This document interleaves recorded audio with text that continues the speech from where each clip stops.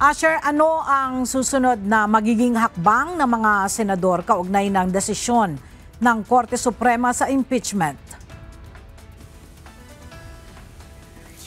Plano ni Senator Francis or Senate President Francis Cheese Escudero na magsagawaan ng caucus o pagpupulong ang lahat ng mga miyembro ng Senado. Ito ay upang pag-usapan nga ang inilabas na desisyon ng Korte Suprema kaugnay sa impeachment case ni Vice President Sara Duterte na unconstitutional o labag sa saligang batas ang naturang sinampang kaso ng Kamara.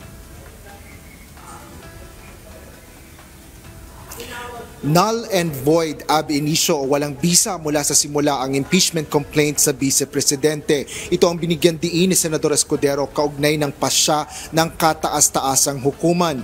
Bukod dito, hindi rin anya nagkaroon mulat-mula ng jurisdiksyon ng Senado doon sa impeachment complaints dahil sa paglabag sa Bill of Rights, partikular na sa due process of law.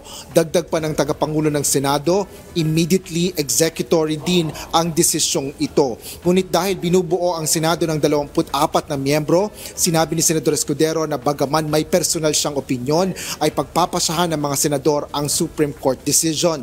Ngunit ayon kay Escudero, wala siyang nakikitang dahilan para hindi sundin ang kataas-taasang hukuman. Hindi porkit tagapangulo ako ng Senado, kamay ko lamang ang nagdadala ng tiyempo at magdidikta ng direksyon ng Senado. We are a collective body and we will be deciding upon these matters collectively also, after deliberation and via a vote. Personally, ang posisyon ko ay bilang abogado ay ito.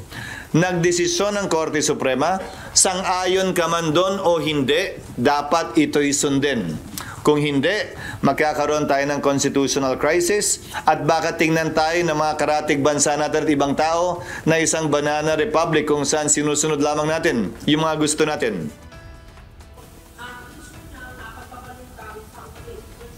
Paliwanag pa ni Senate President Escudero na ang magpapasya kaugnay nga ng desisyon ng Korte Suprema ay ang Senado bilang legislative body at hindi impeachment court. Ito ay dahil niya baka mapulaan o tingnan ito na isang paglabag.